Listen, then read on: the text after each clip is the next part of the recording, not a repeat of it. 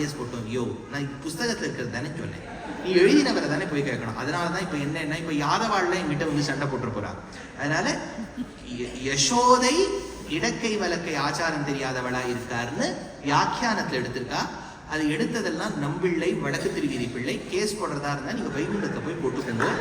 அதனால இதெல்லாம் ஜாகிரதையா சொல்ல வேண்டியதா இருக்கு.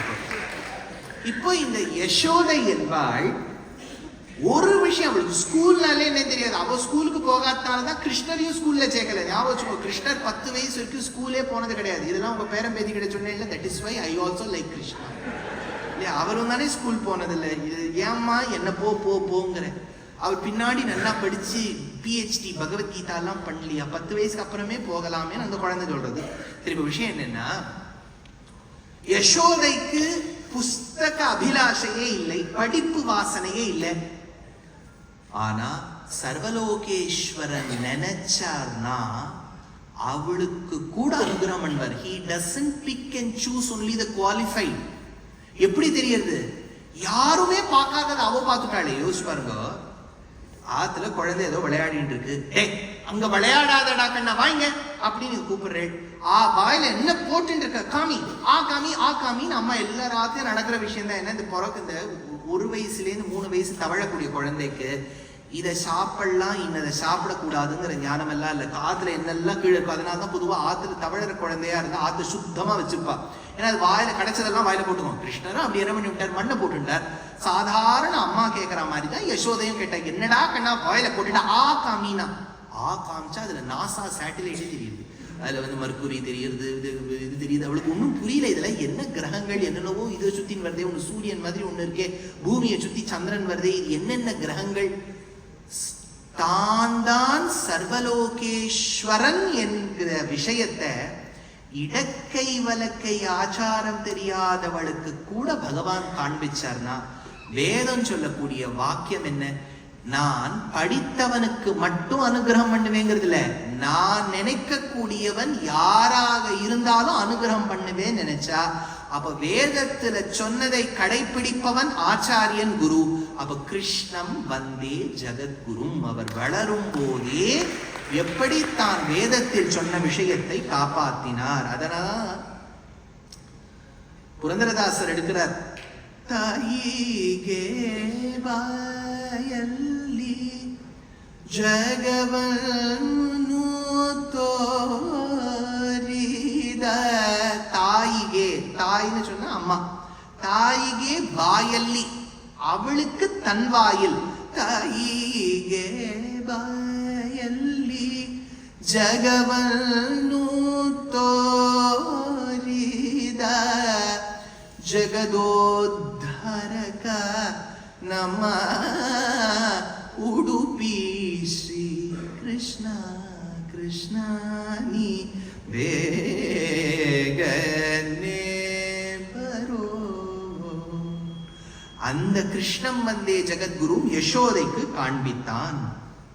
அடுத்தது பகவான் எப்படி தான் மரண காலத்துல கூட அந்த யமதேவதையை கூட விஞ்சி இருப்பான் என்பதற்கு ஒரு திருஷ்டாந்தம் இந்த இடத்தை எடுக்கிறார். असौ इति किशोरिकां भगिनिका कर आलिङ्गितां द्विपः नलिनीकान्तरात् इव मृणालिकामाक्षिपन् तदभवत् उपासकः झटिति मृत्युपाशातिव प्रमुच्य तरसा एव. அப்படின்னு இந்த இடத்துல அழகான ஒரு விஷயம் சொல்றார், சூக்ஷ்மமான விஷயம். எவ்வளவுக்கு எவ்வளவு மங்களகரமான விஷயங்களை பார்க்கிறோமோ, இன்னொரு பக்கம் நம்ம வாழ்க்கையில இருக்கக்கூடிய இயல்பான விஷயத்தையும் தெரிஞ்சுக்கணும். எங்க ஆச்சாரியன் அடிக்கடி எனக்கு யக்ஷ பிரஷ்னத்துல ஒரு வார்த்தை சொல்வார். யக்ஷ பிரஷ்னம்ங்கிறது ஒரு அழகான கடனை. நீங்க இதெல்லாம் யூடியூப்ல இருக்கு, நிறைய புஸ்தகங்களா இருக்கு, நீங்க படிச்சு கேட்டீங்கன்னா it's a beautiful set of questions and excellent answers.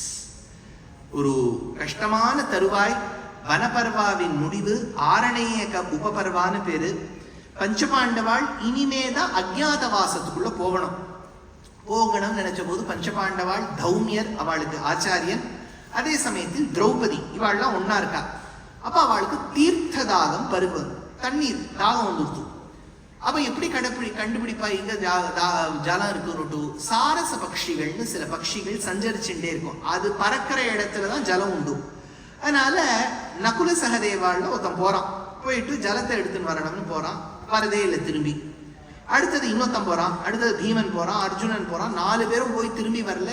தௌமியர் கிளம்பி போயிட்டார். திரௌபதியை மறுபடியும் தனியா விட வேண்டிய அவசியகத்தை இருந்தாலும் பரவாயில்லை, இவ 4 பேர் எங்க போயிருக்காங்கிறதுக்காக யுதிஷ்டிரர் போறார். அவருக்கு ஒரே தாகம் வந்துடுது. சரி, தீர்த்தத்தை பருகலாம் நினைச்ச போது ஒரு குரல் கேட்டுது. அது சொல்லிடுத்து, நான் உன்ன சில கேள்விகள் கேட்பேன். Only if you answer those questions will you have the permission to consume these waters. இப்போ நம்ம இமெயில் ஐடி எல்லாம் வச்சுருக்கோம் பாருங்க. இப்போ எல்லாம் நம்ம அதை ஞாபகம் வச்சுக்கிறதுக்குனே ஒரு யந்திரம் வச்சுக்கணும். ஏன்னா நமக்கு அவ்வளோ இமெயில் ஐடி, பாஸ்வேர்டு, அப்புறம் இந்த நெட் பேங்கிங்குள்ளே போயிட்டு வருது. அது 3 மாதத்துக்கு மேலே அந்த பாஸ்வேர்டை வச்சுக்க மாட்டேங்கிறது. அதுக்கிட்ட நீங்கள் அந்த பாஸ்வேர்டை கொடுத்தேன்னா அது சொல்லி எடுத்து, இதுக்கு முன்னாடி நீ 3 பாஸ்வேர்டை இப்போ போடப்படாதுங்கிறது. இதெல்லாம் போட்டு இதெல்லாம் நம்ம எதாவது பண்ணுறதுக்குள்ள நம்ம அதை மறந்துடுவோம். அதுக்கு ஒரு கேள்வி வச்சிருக்கு. அதுக்கு அந்தர்கதம் உள்ள வாயில் காப்பானே மணிக்கதவம் தாழ்த்திற வாயின்னு அந்த ஃபர்காட் பாஸ்வேர்டுன்னு ஒன்று இருக்குது. அது தெரிஞ்சு போயிடுது, நம்ம புத்தி இவ்வளவுதான் விட்டு. அது உடனே என்ன பண்ணோம்னா உங்களை ஒரு கேள்வி கேட்கும். உங்க ஆத்துல நீங்க முதலில் வளர்த்த pet, what is your first pet's name? அது ஏறக்குறைய அவ மாமா பேரா கொடுத்துருப்பா. அது மாமா பேரா கொடுத்து அதுக்குள்ள அதை பிரவேசம் பண்ணிட்டு அந்த பாஸ்வேர்ட் எல்லாம் ஞாபகம் வச்சுக்கிற மாதிரி எப்படி நம்மள இந்த யந்திரங்கள் கேள்வி கேட்கறதோ, அந்த யக்ஷன் அசரீரி வாக்கு மூலமா யுதிஷ்டன் கிட்ட சொல்லியிருக்கான், இந்த தண்ணீரை பருக வேண்டும் என்றால் நான் கேட்கக்கூடிய கேள்விகளுக்கு பதில் சொல்லிவிட்டு பருகு. இதேதான் அந்த பாக்கி பிராத்தாக்களுக்கும் சொல்லியிருக்காங்க. அவ சொல்லிவிட்டா, for consumption of water we don't have to give an entrance exam சொன்னா கீழே மூர்ச்சை ஆயிட்டான். இப்போ இவர் கேள்வி கேட்கறான், யக்ஷன் கேள்வி கேட்கறான், யுதிஷ்டிரன் பதில் சொல்வார். யக்ஷன் கேள்வி கேட்கறான், பதில் சொல்வார். எவ்வளவு 124 கேள்வி, 124 questions. எது 100 ml தீர்த்தம் குடிக்கிறதுக்கு இவர் சொல்லின்னு வர்றாரு. ஏன்னா 4 குழந்தைகள் அங்க கீழே மூர்ச்சையா இருக்கேன். அதுல கடைசியா வர ஒரு கேள்வி, கிமாஸ்சரியா, ஒரு கேள்வி, ஒரே ஒரு கேள்விதான், சிம்பிள் கொஸ்டின் பாருங்க. பல உபன்யாசங்கள்ல என்ன பண்ணிடுவா, இங்க இதெல்லாம் மண்ணல அவர் நல்ல வேலை மோகன் கடியனுடைய கிருத்தஜதைகள். இந்த விதேசங்கள்லாம் போயிட்டு அவன் என்ன சொல்லிடுவா, முடிக்கும் போது ஒரு கொஸ்டின் ஆன்சர் செஷன் வச்சுக்கோங்க. நிறைய பேர் கொஸ்டின்ஸ் கேட்கணும்னு நினைக்கிறேன். எனக்கு என்ன கேட்டுட்டு போலான்னா, அந்த கேள்வி கேட்கக்கூடியவா சுருக்கமாவே கேள்வி கேட்க மாட்டான். இவா ஒரு உபன்யாசம் பண்ண ஆரம்பிச்சிருவா. I was going yesterday to the airport. ஏண்டாப்பா எனக்கு அதெல்லாம் வேணுமா? கேள்வி என்ன? இந்த கேள்விக்கு வரதுக்கு அதை தன்னாடி பண்ணும். இந்த கேள்வி எப்படி கேள்வி கேட்கணுங்கிறதும் யக்ஷன் கிட்ட கேட்கணும். என்ன கேள்வி வரும்? கிம் ஆச்சரியா, வாட் இஸ் சர்ப்ரைசிங், கிம் ஆச்சரியா. அதுக்கு யுதிஷ்டிரன் பதில் சொல்றார். நமக்கு தெரிஞ்சவா ஒருத்தர், குடும்பத்துல ரொம்ப அந்யோன்யமா பழகின ஒருத்தர், நம்ம மேல ரொம்ப அன்பு வச்சவா ஒருத்தர் நம்ம கண் எதிர்க்க செத்து போறான். நம்ம கண் எதிர்க்கே போயிடுறான். நமக்கு ஒரு துக்கம் வரும். ஆனா நம்ம எந்த அளவுக்கு வியசனப்படுவோம்னா, நம்ம என்னவோ நிரந்தரம் மாதிரி. It is very sad to note this. It is quite surprising. How did he die? In a few more இவர் போறார், இந்த சரீரத்துக்கு ஆத்மா போகிறது இல்லையா? ஆனா நம்ம எப்படி, அதான் யுதிஷ்டிரன் சொல்றாரு, எப்படி துக்கப்படுவான்னா, என்னமோ இவர் நிரந்தரம் மாதிரி அவருக்கு ஆறுதலும் சொல்லுவார். இவர் அடுத்த டிக்கெட் இவர் தான். ஆனா நம்ம அது தெரியாம பேசணும் பாருங்க, அதுதான் ஆச்சரியம். அதுதான் சித்தாந்தத்தினுடைய சாரமே. சித்தாந்தத்தின் சாரம் என்னன்னா, as much as we celebrate birth, we should also be cognizant of death. அந்த ஞானம் இல்லாம போயிடுத்துன்னு வச்சுக்கோ. இப்ப நம்ம வேதம் காலக்ஷேபம் இதெல்லாம் பண்ணிவிட்டு அந்த ஞானம் இல்லாம போயிடுத்துன்னா வாழ்க்கை பயன்படாது. இதுலதான் இந்த கட்டம் வருது. என்னன்னா, இந்த 6 குழந்தைகளை இழந்து 7வது குழந்தை கர்ப்பச்சேதனம் அடைஞ்சு கொடுத்து 8வது குழந்தை பிறந்துடுத்துன்னு சொன்ன உடனே, இந்த குழந்தையை வசுதேவர் சுமந்து சென்று ஒருத்தி மகனாய் பிறந்து ஓரிரவில் தூய பெருநீர் யமுனையை கடந்து ஒருத்தி மகனாய் ஒளித்து வளர அந்த கோகுலத்துக்கு சென்று யசோதை ஈன்றெடுத்த பெண் குழந்தை இடத்துல இந்த ஆண் குழந்தையை வச்சுட்டு பெண் குழந்தையை எடுத்துன்னு வந்துடுறார். Baby swapping நடந்துடுது. இவர் திரும்பி மதுரா ஜெயிலுக்கு எடுத்துன்னு வர்றாரு. இந்த குழந்தை, பெண் குழந்தை ஓன்னு அழகு. அது எந்த டெசிபிள் லெவல்ல அழகுதுன்னா, நேரம் கம்சனுக்கே கேட்டு வாழை எடுத்துன்னு வரான். அவன் என்ன பண்ணான்னு சொல்றார், நளினி காந்தராத்து இவ மிருணாலிகாம் ஆக்ஷிபன்னு.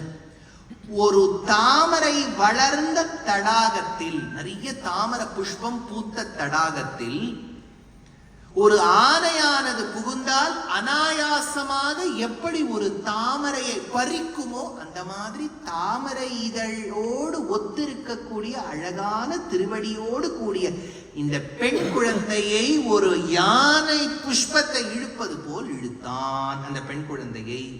அதுக்கப்புறம் என்ன நடந்ததுன்னு, ததஹா பவது உபாசகா ஜடிதி மிருத்யுபாஷாதிவ பிரமுச்சிய தரசாயேவ. அந்த பெண் குழந்தைய தாமரையை போல இழுத்தானா, இழுத்த அந்த குழந்தை அவன் கையில் இருந்து புறப்பட்டு பறந்து சென்றது. எப்படி? மிருத்யுபாஷா. ஒரு யமதேவதை மிருத்யுபாஷம் போடும்போது ஒரு பகவானின் பக்தன் எப்படி அவன் பாஷத்தை விட்டு விலகி செல்லுவானோ அதுபோல் பறந்து சென்று துர்கையாக மாறியது. இது என்ன விஷயம்னா, பகவத் பாதாளம் எடுக்கிறார். நீ வாழ்க்கையில வாழும் போதே உன்னால முடிஞ்ச நல்லது பண்ணு, நல்லது கேளு. கேட்டுட்டியான என்ன நடக்கும்னர், நீ சரீரத்தை விட்டு ஆத்மா பிரியும் போது யமனோட சர்ச்சையே பண்ண வேண்டிய அவசியகதை வராது. கிரியதே தஸ்ய யமேன சர்ச்சா பஜ கோவிந்தம்.